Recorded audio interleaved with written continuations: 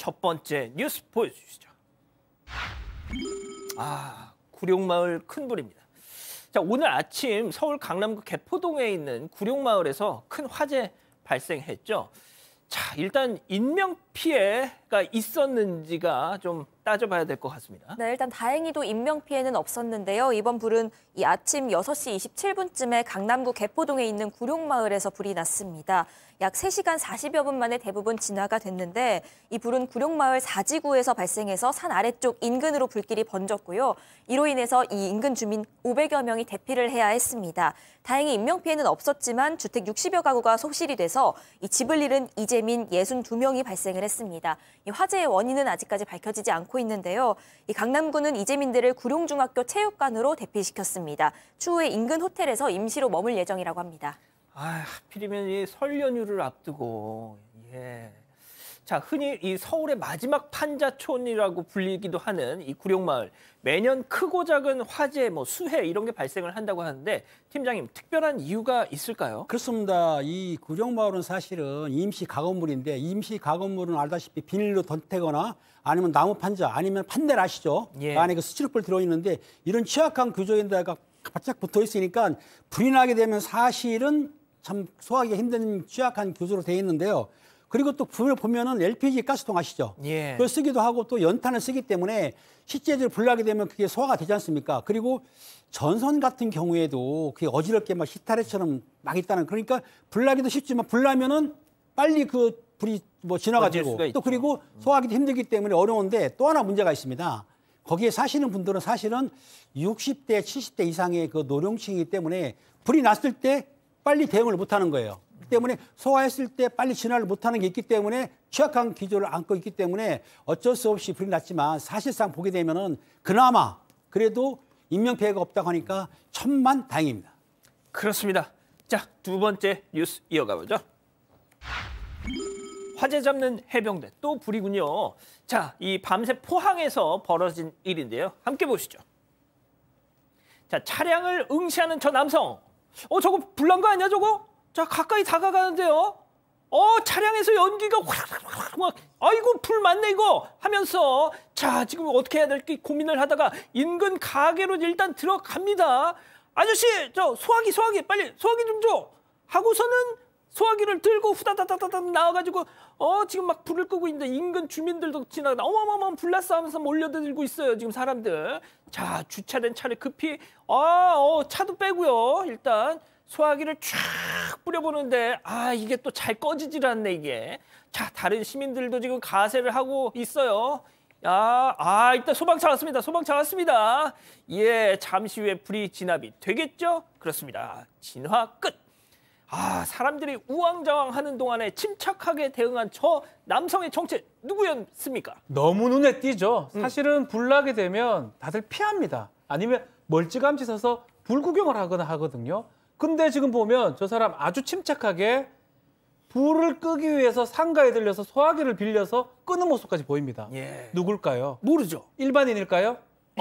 군인입니다. 군인. 더더군다나 포항에 있는 해병1사단 해병대 부사관입니다. 귀신도 잡고 화재도 잡고 불 끄는 해병 군수관이고요. 그러다 보니까 아주 용기 있게 소화기를 빌렸고 초장에 저렇게 진압을 못했다 그러면 다른 데로 붙을 수가 있거든요. 맞습니다. 만약에 불이라는 거는 걷잡없이 번진다 그러면 초반에 못 잡으면 큰일 날 수 있는데 초장에 저렇게 잘 잡았기 때문에 나중에 그 소방차 왔을 때 다 막아낸 겁니다. 박수를 좀 드려야 되고 김문배 팀장님께서 피자를 좀 드릴 수 있을까 연락 오시면 제가 피자를 보내드리겠습니다. 저는 아무 말 안 했어요. 오해하지 마시고요. 자, 불 끄신 분도 정말 대단하시고 이 소화기를 빌려달라고 하니까 하면서 이분도 대단하십니다. 그럼요. 네. 우리나라 사람들이 이렇게 팍팍하지 않습니다. 여전히 누군가를 도울 기회가 있다면, 내가 도울 수 있다면 언제라도 마음과 정성을 다해서 돕고 싶으시죠. 소화기 필요하다고 막 그 인근 가게로 갔더니 턱 그대로 그냥 1초도 고민 안 하고 내주셨던 분이 있으세요. 최춘만 상사께서 포항 남부 소방서와 함께 그 새 소화기를 전달해 드렸다고 하고요. 그리고 또 이제 그 외에도 보면 같이 주변에 있던 분들이 또 같이 화재를 진압하는 모습도 보여주셨습니다. 해병대 관계자들이 굉장히 뿌듯할 것 같아요. 부대의 최창사의 선행을 전파하고 선한 영향력이 유지될 수 있도록 조치하겠다라고 얘기를 했다고 합니다. 그렇군요. 알겠습니다. 자, 세 번째 뉴스 이어갑니다. 자, 먹튀남의 의일입니다. 자, 예사롭지 않은 먹튀 수법 영상 보시죠. 자, 저 왼쪽에 있는 남성 주목해 주세요. 전골을 시키더니 국물을 한 입 이수해주를 부르는 이 맛. 아저씨 여기 처음 있을 하나 딱 이래. 자, 그런데 말이죠. 일단 소주를 시켰어요. 소주를 시켰어. 자, 그러고는 이후 직원을 부르더니 전화를 하다가 큰일 났어 큰일 났어 내 친구들 싸운대 하면서 저렇게 밖으로 나갑니다. 혹시 설마 그대로 가는 거? 다시 들어왔어. 역시 아니었구나. 설마. 자, 그런데 눈치 슬슬 보더니 설마 그렇습니다. 역시 먹튀였습니다. 자, 저 사람 친구와 전화 통화를 하는 듯 안 하는 듯 의심스러운데 저 화면을 보니까 수신 화면이 뜨질 않았어. 자, 이거 진짜 한두 번 해본 솜씨가 아니란 말이죠. 네, 지난 15일 오전 9시 51분쯤이었는데요. 이게 경기 성남시에 있는 한 해장국 가게입니다. 먹튀 사건이 발생을 했는데 보시다시피 저 남성은 검정색 패딩과 모자 그리고 안경을 쓰고 있습니다. 곱창 전골을 포함해서 주류를 시키고요. 67,000원어치 먹튀를 했다고 합니다. 이 남성은 처음에 주문할 때는 친구가 많이 올 거다 이런 얘기를 했답니다. 그러면서 곱창 전골을 시킨 뒤에 지인들을 기다리는 듯 했는데 이후에 친구에게 빨리 오라는 등 이런 전화 통화를 하는 척도 합니다. 그런데 영상을 자세히 보면요. 이 남성이 휴대전화를 들여다보다가 갑자기 화면을 끄고 연락하는 척, 전화하는 척 하는 것으로 보이기는 합니다. 이후에 우동사리 하나를 추가하면서 이 직원이 묻지도 않았는데 우리 친구들이 싸움이 난 것 같다 이런 얘기를 하면서 좀 횡설수설했다고 하고요. 그 와중에 우동사리까지. 잠시 통화를 하면서 밖으로 나갔다가 다시 들어오는 듯 싶더니 다시 통화를 하면서 매장을 살피다가 그대로 나가버렸다고 합니다. 자, 들으신 것처럼 혼자 와서 67,000원. 아이고 많이도 자셨어. 자, 그런데 말이죠. 오늘은 또 어느 가게에 가서 친구들이 싸움이 났다네 하면서 또 먹튀를 하고 계실까? 박 변호사님 안 되겠습니다. 안 되겠습니다. 저 그냥 얼굴 공개할래요. 공개하고 싶어요. 저도 이제 좀 공개했으면 싶은데 아직 법상 공개가 좀 어렵습니다. 무조건 본인이 내세요. 그 얼마 한다고 저거를 먹튀를 합니까? 처벌받을 수 있습니다. 경찰 다 잡아낼 수 있습니다. 말씀 다 하신 거예요? 너무 화가 납니다. 그래서 예, 알겠습니다. 자, 네 번째 뉴스도 바로 이어가 볼게요. 귀성길 운전주의보입니다. 자, 설 연휴 맞이 시작됐죠. 전국 각지로 떠나고 계시거나 떠날 예정이시거나 이 사고 예방 차원에서 준비한 영상 함께 보시죠. 자, 잘 달리고 있어요. 역시 속도가 좀 빨라 보이죠. 자, 이때 휴게소에서 나오는 저 파란 버스. 자르면 안 돼, 스톱! 깡! 한 바퀴 돌더니 휘그르르르 돌았습니다. 이거 불박 차량이 너무 빨리 달린 게 아닌가 싶은데 팀장님 어떻게 보세요? 그렇습니다. 불박 차량이 고속도로에서 2차선 달리는데 시속 속도가 159km라는 거예요. 그러니까 과속은 40-50km 했는데 알다시피 휴게소에 들어갈 때에는 3분 전부터 미리 제일 마지막 차선에 들어가서 천천히 들어가야 되고 휴게소에서 나올 때에도 그 차간거리를 봐가지고 오는 차 있나 없나를 보고 나와야 되는데 저 버스도 약간은 주의를 부족했고요. 저 차량은 불박 차량은 사실은 과속을 하면 안 되는데도 불구하고 과속을 했기 때문에 일단 큰 책임은 불박 차량이 있고요.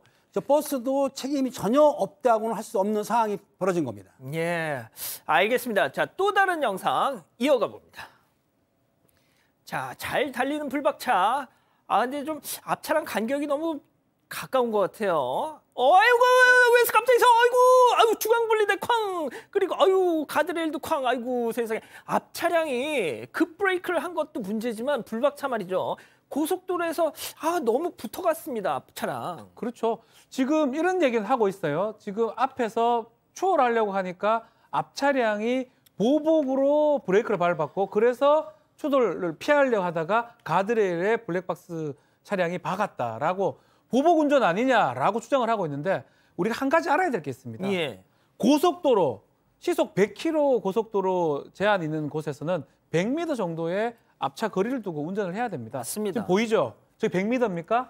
10m도 안 되는 너무 거거든요. 가까워요. 그럼 무조건 사고 나는 거죠. 예. 앞차 입장에서는 어떤 일이 날 줄 몰라요. 앞차가 뭐 설사 그런 어떤 의도가 있었다 하더라도 앞차는 뭐 그렇게 얘기를 하지 않지만 어쨌든 간에 뒷차에게 모든 과실이 있고 뒷차가 안전거리를 확보하지 않고 추돌 사고가 일어나면 우리가 알다시피 항상 뒷차가 거의 100%의 책임을 지게 됩니다. 예, 알겠습니다. 자, 마지막 사연으로 가보죠.